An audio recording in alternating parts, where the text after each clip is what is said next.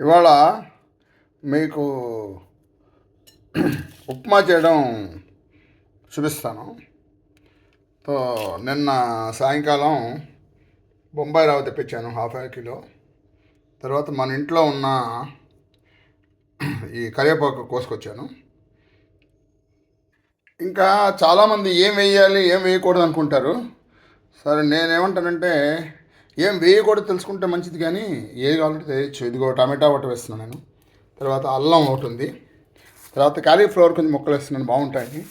పచ్చిమిరకాయలు, తర్వాత ఈ క్యారెట్ కొన్ని కొంచెం కొంచెం వేయచ్చు. సో కొంతమంది బంగాళాదుంపల ముక్కలు కూడా వేస్తారు. సో జీడిపప్పులు. సో ఇంతవరకు ఇంగ్రీడియంట్స్. ఇంకా మనం పోపులో ఏం వేసుకోవాలంటే మామూలుగా వేసుకొని అన్నీ వేసుకోవాలి. ఇక్కడ నేను ఆవాలు, తర్వాత జీలకర్ర అవన్నీ వేస్తూ కొంచెం మా పప్పులు కూడా వేసాను. అది మీ ఇష్టం. ఇగో ఇక్కడ కట్ చేసి పెట్టుకున్నాను. ఒక కొంచెం చిన్న గిన్నెలో వేసి ఇవన్నీ ఒకసారి వేయించాలి. తర్వాత గుర్తుపెట్టుకోండి, ఈ మిరపకాయలు ఒకటి, ఇంగు ఒకటి, ఈ రెండు ముందు వేయకూడదు, తర్వాత వేయాలి. ఇది ఇంపార్టెంట్. ఎందుకంటే ఇంగువ ఈ కారం ఏమో ఘాటు వస్తుంది, అదేమో వాసన కదా, అది మందుపోతుంది. అందుకని లాస్ట్లో వేయాలి. అది బాగా కొంచెం దూరగా వచ్చేటట్టుగా వేయించాలి.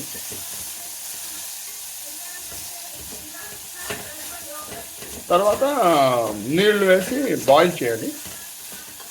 అలాగే అందులో అది చూపిస్తాను. అది కూడా బాగా దూరగా వేగిన తర్వాత మనం ఇలాంటి గ్లాస్ తీసుకుని 2 గ్లాసుతో నీళ్లు, 1 గ్లాస్తో రవ్వ. కోర్స్ మీకు ఎంత కావాలో టోటల్ దాని 1:2 వేసుకోవచ్చు. ఇలా నీళ్ళు పోసిన తర్వాత బాగా బాయిల్ అయ్యే వరకు వెయిట్ చేయాలి. తర్వాత ఉప్పు వేయాలి.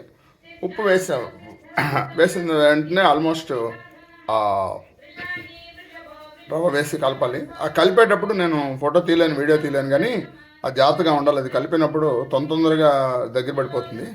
అది ఉండలు అవ్వకుండా చూసుకోవాలి.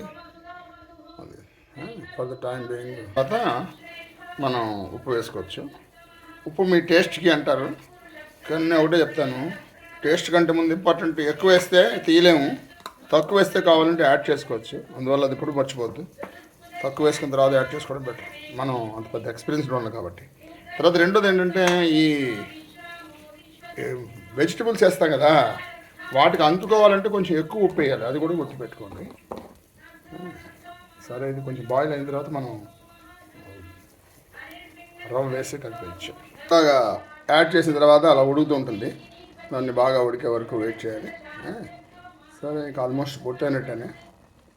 సరే, చూద్దాం రుచి ఎలా ఉంటుందో.